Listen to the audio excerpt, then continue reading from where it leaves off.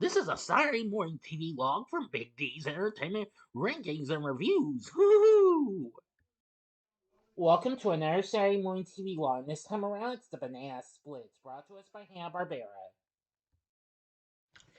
Greetings, my fellow YouTubers. I'm Dual, the Big D to you, and this is Big D's Entertainment Rankings and Reviews. So this week's Saturday morning TV log is the variety show known as the Banana Splits, also known as the Banana Splits Adventure Hour and Banana Splits and Friends show.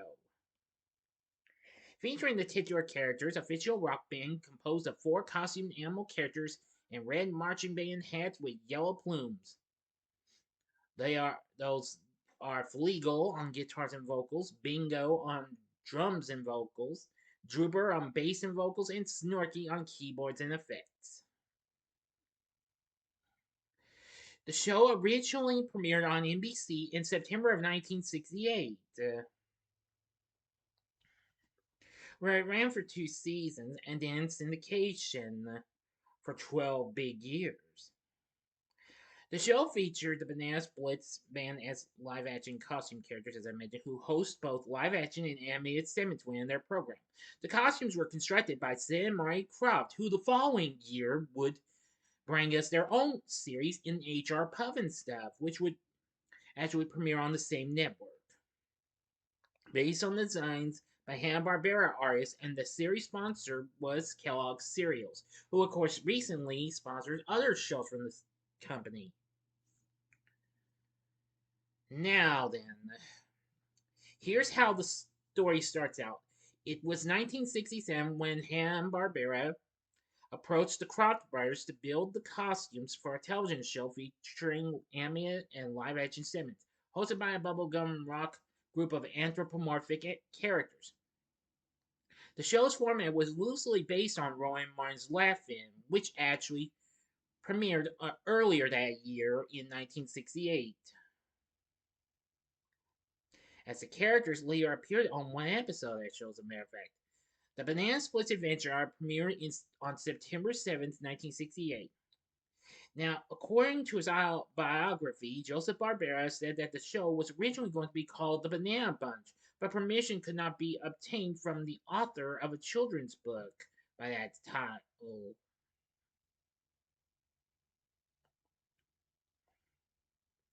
Now, the Krofft brothers credited the series' success for making possible their own entry into television, HR Pufnstuf, which of course I've already talked about, which debuted in August of the following year during an hour-long special hosted by the Banana Splits.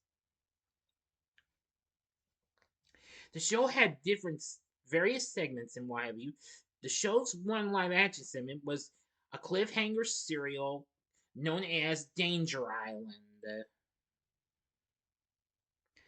Now, the series comprises a 6-hour adventure broken down to 36 short chapters. Each chapter is roughly 10 minutes long and includes a suspenseful cliffhanger ending that is resolved in the next installment. This segment was created to cut production costs on the mostly animated hour-long show, and was inspired by another one of the studio series, Giant Quest, which I'll be talking about that later on this year in a TV log, since that actually aired in prime time. That series depicted the adventures of a trio of explorers in an unnamed tropical island group. Professor Erwin Hayden, an archaeologist, then Lincoln Link Simmons, the professor's youthful assistant, and Leslie, the professor's daughter, who serves as both a love interest for Link and the series' token damsel in distress. Several years earlier, the professor's brother, also an archaeologist, disappeared in the same island chain while searching for the mythical lost sea of Tabanya. They are joined on their quest by Morgan, a shipwrecked merchant mariner, and his sidekick Chongo, who speaks only in a series of monkey-like chatters and bird calls. They are pursued by a group of bungling but heavily armed modern-day pirates led by the murderous Captain Mouton, and by 3 tribes of cannibal natives known as the Headhunters, the Skeleton Men, and the Ashmen. The show spawned a popular catchphrase, "Uh-oh, Chongo," among children of that time. The portrayers of the characters were Frank the Letter, who played Professor Hayden. Link was played by Jan Michael Vincent. Well, he was just credited as Michael Vincent in the show. Leslie was played by Ronnie Trope, and let's see, Morgan was played by Rachna Tarkenton, and Kim Kahana, just credited as Kahana as Chongo. And Captain Mutan was played by Victor Eberg.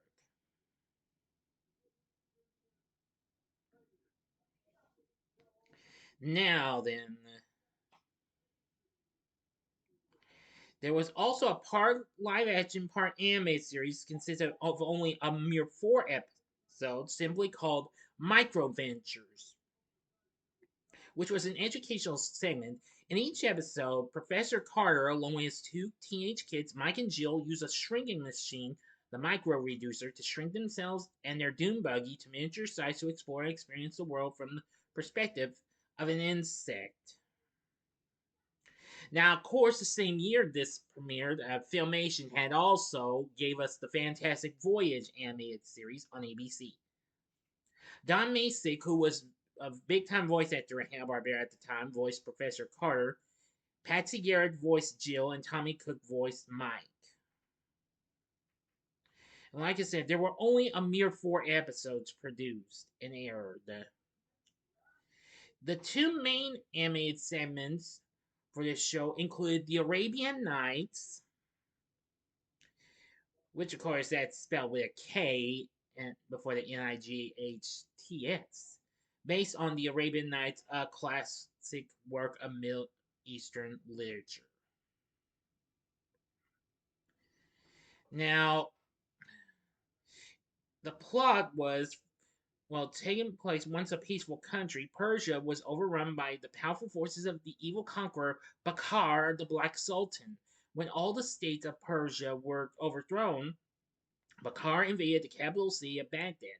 Bakar and his forces breached the royal palace and forcibly claimed the throne from Prince Turan and ordered the prince to be killed. Prince Turan fled the palace, pursued by the guards of Bakar.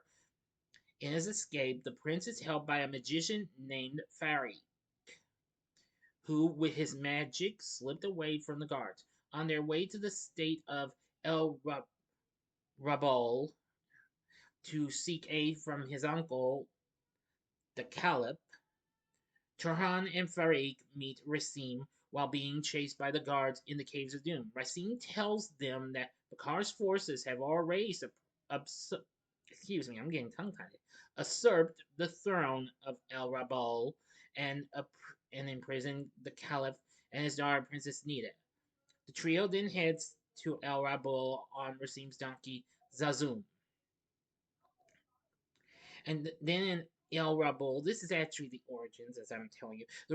They rescue Princess Nida, who is about to be sold into slavery. There, the princess demonstrates her mastery of disguise and voice mimicry by tricking the guards, but they soon find themselves cornered by Bakar's men. There, Bez jumps into the scene, shapeshifts into an elephant, charges through the guards, and carries everyone to safety. In the Caves of Doom, they decide to form a heroic band and swear to protect their land from the tyranny of Bakar, thus forming an alliance called the Arabian Nights. Now, each episode ran from 9 to 10 minutes in length. For the most part, it completed with the other series. Well, with Microventures, Danger Island, and the last segment, which I'll get to in a bit. Often, the general thrust of the series Adventures deals with the knights trying to effect some action against Bakar's soldiers, finding a means to further complete their goal of turning the tables on the evil dictator or dealing with another villain set within the Knights universe. For the most part, these adventures were done with a semi-serious slant with a goodly portion of action and comedy mixed in. Hardly anyone was injured or harmed, save for Bakar's minions with a usually comic effect, and the episodes usually had an upbeat, happy ending for the knights. Now the characters the Arabian Nights themselves, first up voicing Prince Turan was Jay North, who you may remember best as TV's Dennis the Menace. And a few years later, he would go on to voice the teenage Bam Bam Rubble in the Pebbles and Bam Bam show in 1971. Princess Nita was voiced by Sherry Lewis. You may remember her, best known for being a puppeteer, creating Lamb Chop, Charlie Horse, Hush Puppy, and all them others. Farik was voiced by John Stevenson, who most people knew best as the voice of Mr. Slate from the Flintstones, and also the original voice actor of Dr. Benton Quest before Don Masick took over. Racine is voiced by Frank Gersel. If I mispronounce that, I do apologize. Don Masick voices Zazoom, does the vocal effects, and Bez is voiced by Henry Corden, who would later go on to be the second voice of Fred Flintstone after the death of his original voice actor, Alan Reed. He had recently done the singing voice for Fred in The Man Called Flintstone. John Stevenson also voices Bakar, while Paul Frees, who recently voiced the ever-loving Blue-Eyed Thing in the studio's Fantastic Four cartoon the previous year, voices Bakar's enforcer and captain of his guards, Vangor. Freeze also was well known for voicing Boris Vadanov in the Rocky and Bullwinkle cartoons, and several other cartoons. Now, finally, we have the Three Musketeers.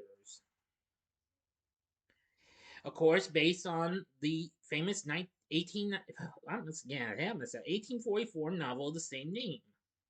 Now, the premise of this series, Athos, Porthos, Aramis, and D'Artagnan partake in new adventures fighting the enemies of the crowned heads of France, King Louis XIV and Queen Anne. The Musketeers are sometimes assisted by a queen's handmaid named Lady Constance Bonatsu. If I mispronounced that, I apologize. It's been some time since I last saw this show. And her nephew, Tully. A recurring theme has Tully trying to prove himself worthy of becoming a musketeer, but the musketeers won't allow him into their services because of his age. Yeah, that's just similar to what we saw the previous year with Lil Rock in the Mytor cartoon on Moby Dick and Mighty Mytor. Tully, who has a white horse named Lightning, does get a present from the Musketeers, a mule for his birthday. Several of the cartoons end with the famous All for One and One for All slogan. Yeah, really something. Now, the voice actors. Now, for the voice actors, we have voicing Athos is Jonathan Harris, who most people would remember him best for just more recently playing Dr. Zachary Smith on Lost in Space, which that happened to have been canceled that year. Voicing Porthos is Barney Phillips. Don Masick voices Aramis, and Bruce Watson voices D'Artagnan. Don Masick also voices King Louis XIV, and Julie Bennett voices Queen Anne. Bennett also voices Lady Constance, while Tully is voiced by Ted Eccles, who recently voiced Dorno in The Herculoids the previous year. Whew. Now then. All the live action material filmed for the series' first season of the Banana Splits, including the Banana Splits and Danger Island segments, was directed by Richard Donner, this was long before he directed films like The Omen, Superman, the Lethal Weapon films, and let's see, lots of other films. There's too many to mention.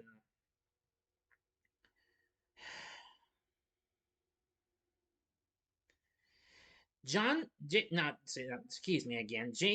Ankeny of AllMusic has blamed the show's drastic ratings drop during its second season on the production staff's failure to change backgrounds or set designs, which misled young viewers into thinking that they were watching reruns instead of new episodes. Now, of course, each episode of the Banana Splits represented a meeting of the Banana Splits Club, as I get to them, and the wraparounds featuring the adventures of the club members, a musical quartet meant to be reminiscent of the Monkees, who recently had a show at the time. The segments include songs of the week, comedy skits, and what have you. For the first season, some of the live action segments, specifically those used during the musical segments, were shot at Six Flags Over Texas. For the second season, filming took place at the Coney Island Amusement Park in Cincinnati. In many episodes, the splits were seen riding the main rides at Six Flags and Coney Island. Now, the banana buggies mentioned in the theme song were customized vehicles driven by each live action character. The buggies were customized Amphicad six-wheel drive all-terrain vehicles. Each decorator resembled the character who drove it. There were also plastic 1/25 scale model 1x25 scale model kits were issued beginning the next year in '69, and they were never reissued by the company Aurora Plastics Corporation, but have since been released as high-end resin-based kits. Anyway, the Banana Splits was one of the first two Hanna-Barbera series in '68, which the duo of Hanna-Barbera were received executive producer credits. The other was The New Adventures of Huckleberry Finn, which also blended in live action and animation. It was also one of the first Saturday morning shows to use a laugh track, but only during the live action comedy segments.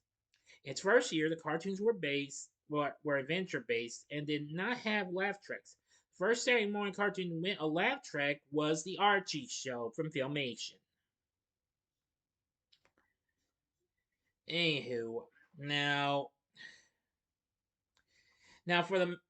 for our characters of the Banana Splits, Jeff Winkless portrayed Fleagle, while his voice actor was Paul Winchell, I think recently did this. He voiced Tigger in Disney's Winnie the Pooh franchise, and of course he'd later go on to voice Dick Dastardly in the Wacky Races, which also debuted the same year this did, and also voiced Gargamel in the Smurfs.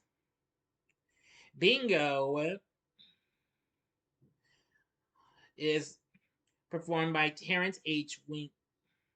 Winkless, I'm pretty sure related to Jeff, and was voiced by Dallas Butler. Now, I forgot to mention, Fleagle is a dog with a lisp, and is the self-proclaimed leader of the group. Bingo is a nasal-voiced orange ape wearing white sunglasses and a yellow vest. Drooper is a southern accented lion with a long tail wearing yellowish-orange sunglasses, performed on screen by Ann W. Withrow and voiced by Alan Melvin, who had recently voiced Magilla Gorilla. And after this, the next year, he would go on to make recurring appearances as Sam the Butcher on The Brady Bunch. He'd also go on to lend his voice to the all-new Popeye Hour, Flash Gordon, and several other cartoons.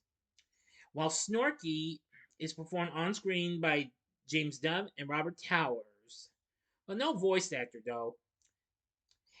He's an elephant wearing pink sunglasses who communicates through honking noises. Originally covered in shaggy fur, he was redesigned for the second season to more resemble a regular elephant. Now, Alan Melvin also served as the announcer for the show. And there was lots of other characters and what have you, including the Banana Vac, which was a blue moose-like head with brown hair and light bulbs on his head, also voiced by Alan Melvin. Cuckoo Clock, voiced by Paul Winchell, who also voiced the Goofy Gopher. Oh, the list goes on and on. There would also be numerous songs and what have you. I do believe they actually did release a few albums and what have you. The show's theme song, which was referred to as One Banana, Two Banana, but it's actually the Tra La La song, was credited to Richie Adams and Mark Barkin. That was merely contractual. It was written by M.B. Winkless Jr.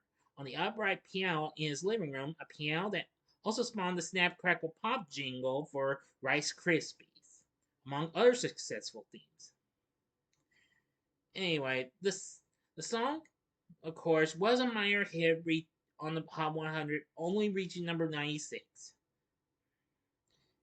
And there was an album or maybe two, or there may be more that came out. Give me a second. Okay, they released one full album called Where the Banana Splits, released on Decca Records. There would also be some extended play records of, well, 45 extended plays from Kellogg's.